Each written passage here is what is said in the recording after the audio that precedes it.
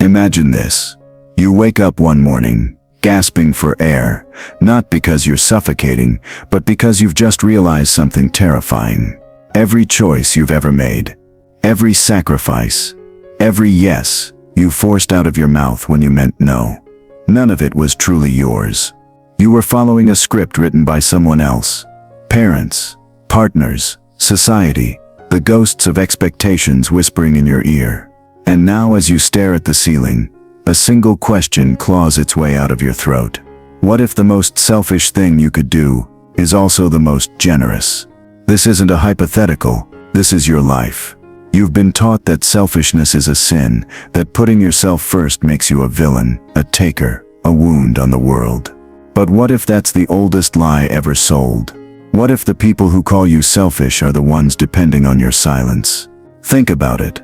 When was the last time you canceled plans because you were exhausted and felt guilty for it? How many dreams have you buried because someone convinced you they were unrealistic?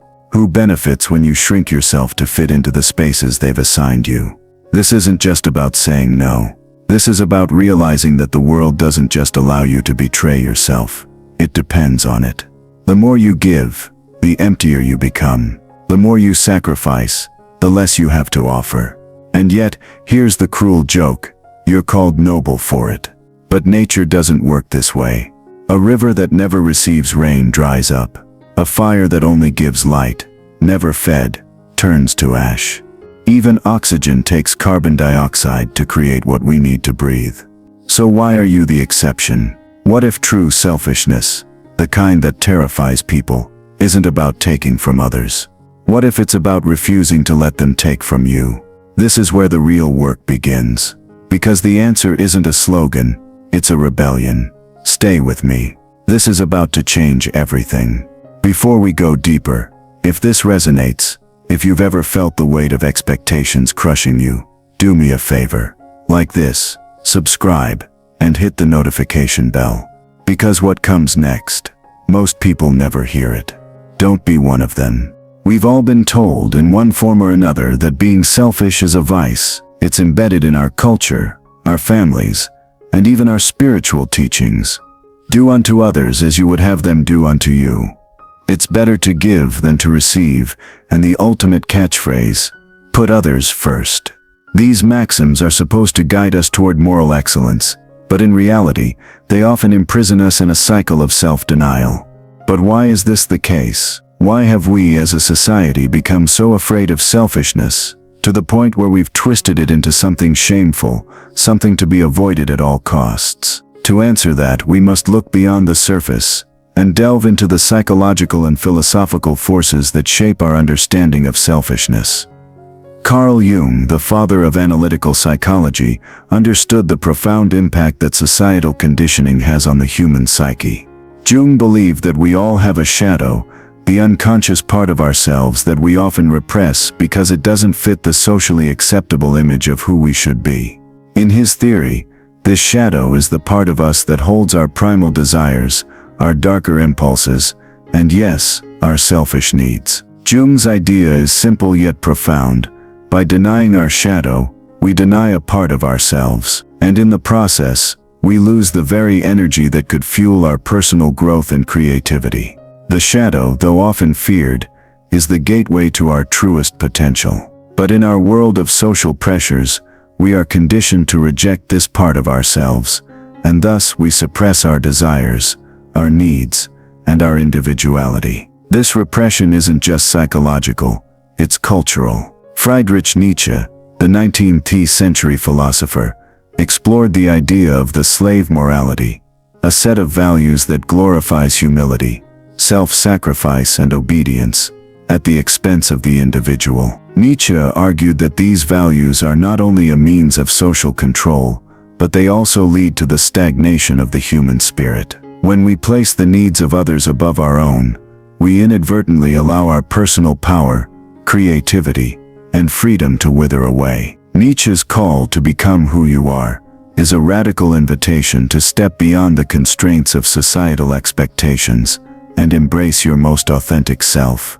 even if it means being perceived as selfish. The philosopher Arthur Schopenhauer took this critique a step further, arguing that the very notion of selflessness is rooted in a misunderstanding of human nature. According to Schopenhauer, human beings are driven by an innate will to live, a force that propels us to seek our own survival, pleasure, and happiness. To ignore this fundamental drive, to place others' needs before our own, he believed was to deny the very essence of what it means to be human. Instead of cultivating guilt or shame for our desires, Schopenhauer suggests that we should embrace our natural instincts and allow them to guide us toward a life of fulfillment. But the psychological and philosophical implications run even deeper than Nietzsche's critique or Schopenhauer's views on human nature. The societal forces that condition us to deny our own needs come from the very systems that shape our daily lives. From the time we are children,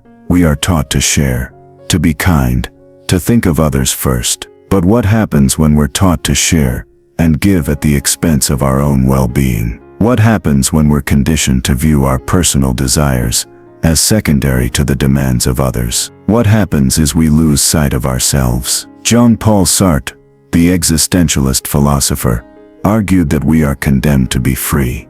Freedom, according to Sartre, is both a gift and a curse, because it forces us to face the responsibility of our choices. But freedom can only exist when we embrace our authentic selves, when we acknowledge our desires, our needs, and our impulses, without guilt or shame. When we live for others, Sartre would say, we sacrifice our freedom for the sake of conformity, and in doing so, we relinquish the power to create meaning in our own lives. This is where the problem lies. The deeper you dive into the human psyche, the more you realize that the fear of selfishness is a fear of freedom itself. We've been conditioned to believe that selflessness is the moral high ground, but in truth, it's a mechanism of control. It's a way of ensuring that we stay small, that we stay in line, that we never rise to the heights of our full potential. This conditioning is not just psychological, it's deeply embedded in our culture. From the media we consume, to the expectations placed on us by family and society, we are constantly bombarded with the idea that we must give, without ever considering whether we have the emotional, physical, or mental capacity to give in the first place. This societal pressure leads to burnout, resentment, and the eventual sense that we've given up everything for others, and in return, we've received nothing of substance for ourselves. But what if we could break free from this invisible prison? What if we could reclaim the selfishness that is ours by birthright? The selfishness that doesn't diminish us, but instead empowers us to live more authentically and fully.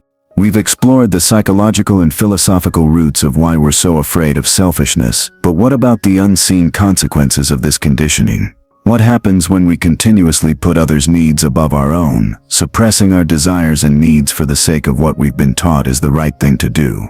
How does this silent force shape our lives in ways that we don't even realize? First, let's start with a truth that is often ignored. The human mind is inherently biased, and those biases shape how we experience and respond to the world. The idea of selflessness, of constantly giving to others, is a cognitive bias in itself. Psychologists call this self-sacrifice bias, the tendency to elevate self-sacrifice as a virtue, while downplaying its negative consequences. It's almost as if we're programmed to overlook the costs of always giving, always sacrificing, because doing so aligns with what society expects of us.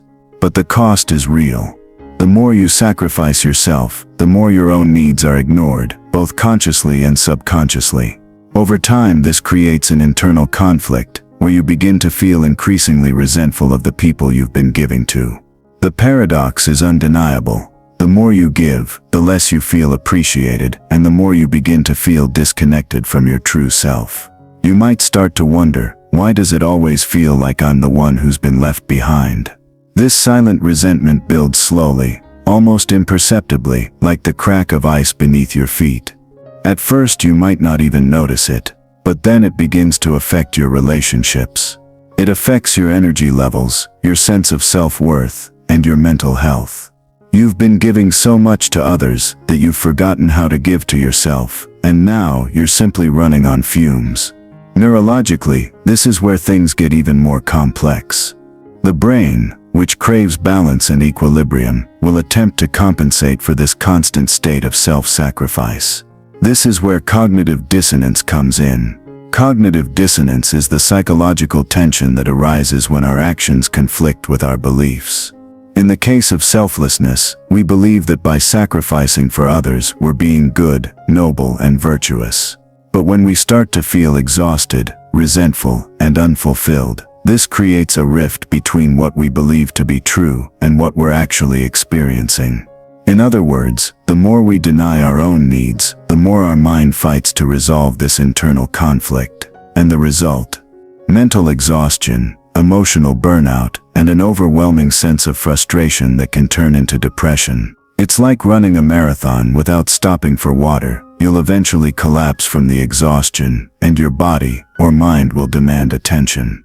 But it's not just psychological consequences at play. The impact on our relationships is just as profound. How many times have you been in a relationship, whether romantic, familial, or friendly, where one person is always giving and the other is always taking?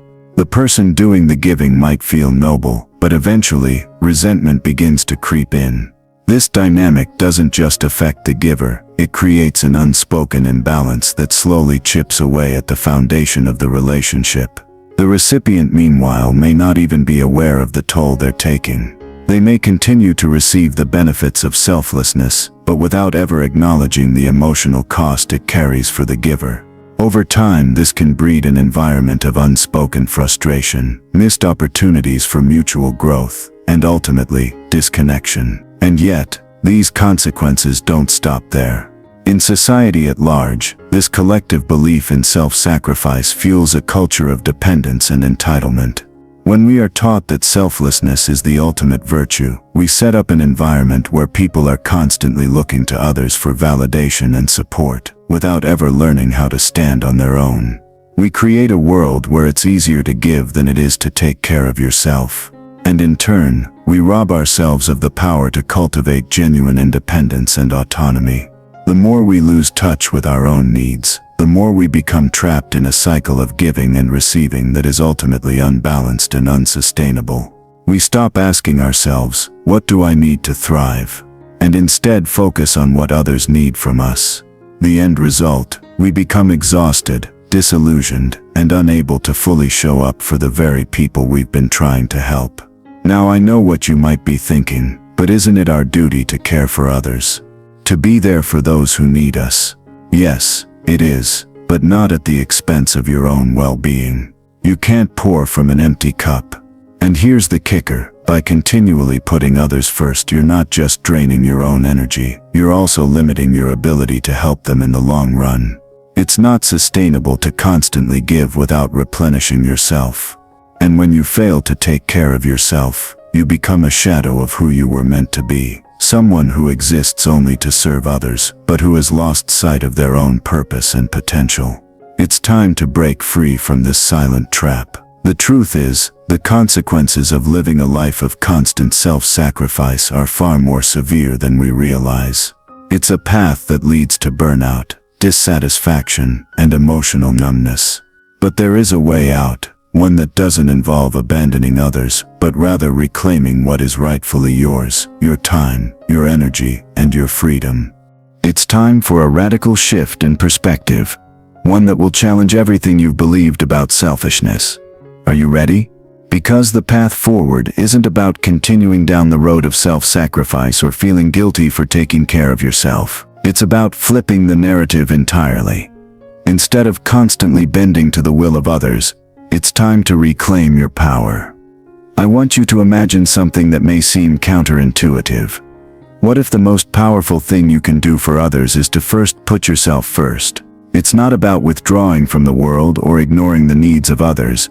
It's about reclaiming yourself, your identity, your time, your boundaries, so that you can show up more fully in your relationships, in your work, and in your life. It's about nourishing yourself so that you can give from a place of abundance, not depletion. The idea that selfishness is inherently bad is rooted in an outdated one-dimensional understanding of what it means to be human. But as we've seen, true selfishness, The kind that puts your needs on equal footing with others is a crucial aspect of self-empowerment. When you take care of yourself, you are more equipped to support others in a way that is not only sustainable, but also deeply fulfilling for both you and them. It's a win-win. This radical shift begins with a simple but profound mindset. Your needs matter. And once you internalize this truth, your life will begin to change. You don't need permission from anyone to prioritize yourself. In fact, the people who love you and care about you will respect this boundary. Those who don't, well, they might try to make you feel guilty, but that's not your problem. You're no longer the person who is there to please everyone at the expense of your own health and happiness. The beauty of this shift is that it's not about turning into a narcissist or abandoning your relationships. It's not about taking from others or manipulating situations for personal gain. No, true selfishness in the best possible way, means reclaiming the right to say no, to set boundaries, and to devote time and energy to things that nourish your spirit. But how do we break free from the chains of guilt that come with this? How do we make the shift from being a perpetual giver to a healthy, balanced individual who puts themselves first without guilt or shame? Let's look at a few powerful examples. Consider Viktor Frankl, the renowned psychiatrist and Holocaust survivor. In his book Man's Search for Meaning, Frankl discusses the importance of finding meaning in life, even in the most harrowing of circumstances. One of his key insights is that we are responsible for our own inner life. Frankl's sense of purpose wasn't derived from pleasing others or conforming to society's expectations. It was rooted in his own values, his own sense of meaning, and the freedom to choose his response to any given situation. Frankl's story teaches us that no matter how dire our circumstances may be, we always have the power to choose. And the first choice we must make is to prioritize our own well-being and sense of purpose. By doing so, we open up the possibility of helping others from a place of inner strength, rather than self-sacrifice that leads to resentment or burnout. Another example is that of historical figures like Steve Jobs. While he was undoubtedly a polarizing figure, Jobs exemplified the idea of selfishness in a way that benefited not just himself but the world at large. He famously said, "Your work is going to fill a large part of your life, and the only way to be truly satisfied is to do what you believe is great work. And the only way to do great work is to love what you do." Jobs made choices that were best for him, even if they sometimes alienated others. But in doing so, he was able to build one of the most influential companies in the world, one that has had a lasting impact on society. His selfishness in following his own vision allowed him to create value that benefited millions. These examples are not about advocating for reckless selfishness. It's not about cutting off relationships or acting without consideration for others. Rather, it's about the discipline of putting yourself at the center of your life, so that you can show up fully for the world around you. Jobs prioritized his health, his creativity, his passions, and his vision, and in doing so he not only built a company, but he also reshaped the way we interact with technology today. Now here's the most important question. How can you apply these lessons to your own life? First, begin with awareness. Notice when you're giving too much of yourself, when you're overcommitting, or pushing aside your own needs for the sake of others. Pay attention to how it makes you feel. Do you feel drained, resentful, exhausted? This is your body and mind telling you that something needs to change. Second, create boundaries. Boundaries are not about pushing others away. They're about creating space for yourself. It's okay to say no without feeling guilty. In fact, saying no is one of the most powerful ways you can affirm your self-worth. The people who respect you will honor your boundaries. The ones who don't, well, it's time to reassess your relationship with them. Third, invest in yourself, whether that means taking time to rest, pursuing a passion project, or simply carving out time each day to recharge. Make sure you're nurturing your own needs. You cannot pour from an empty cup, and when you take the time to replenish yourself, You'll be more effective and present in your relationships and endeavors. Finally, embrace the discomfort of putting yourself first. It won't always be easy. You may encounter resistance from others who expect you to always be available or willing to help. But remember, self-care is not selfish. It's essential for your survival and well-being. When you allow yourself to take up space, to prioritize your own needs, you are giving yourself the gift of freedom. As you begin to break free from the chains of guilt and self-sacrifice, something extraordinary will happen. You'll start to experience life with a new sense of purpose and power. You'll feel more energized, more aligned with your true self, and more capable of giving to others in a way that's not draining, but nourishing. Now, the moment has arrived. You've learned how to break free from the conditioning that has kept you trapped in a cycle of self-sacrifice. But there's one final, most powerful truth you must understand. True selfishness isn't about taking from others, it's about giving to yourself so you can give to others more effectively. When you reclaim your time, energy, and boundaries, you unlock a profound truth. The more you invest in yourself, the more you have to offer to the world. This isn't about neglecting others, or turning inward to the point of isolation. It's about finding the balance between self-care and service, between knowing when to give and when to preserve. The irony is beautiful. By being selfish in the best way possible, you become the best version of yourself, one that can fully engage with the world around you. The most powerful realization is this: you can only give from a place of abundance. When you prioritize your own well-being, you no longer operate from a place of resentment or exhaustion. Instead, you give freely, joyfully, and sustainably, because you are whole. So, ask yourself this: what if everything you've been taught about selfishness was wrong? What if the key to a life well lived is embracing the idea that you matter, that your needs are important, and that being selfish isn't a vice? It's a virtue that enables you to show up in the world as your truest self. In the end, being selfish in the best way possible isn't just about you. It's about everyone you touch. The more you give to yourself, the more you have to offer the world. So, take that first step, set those boundaries, and watch as your life begins to change. It's time to put yourself first, because when you do, everything else falls into place.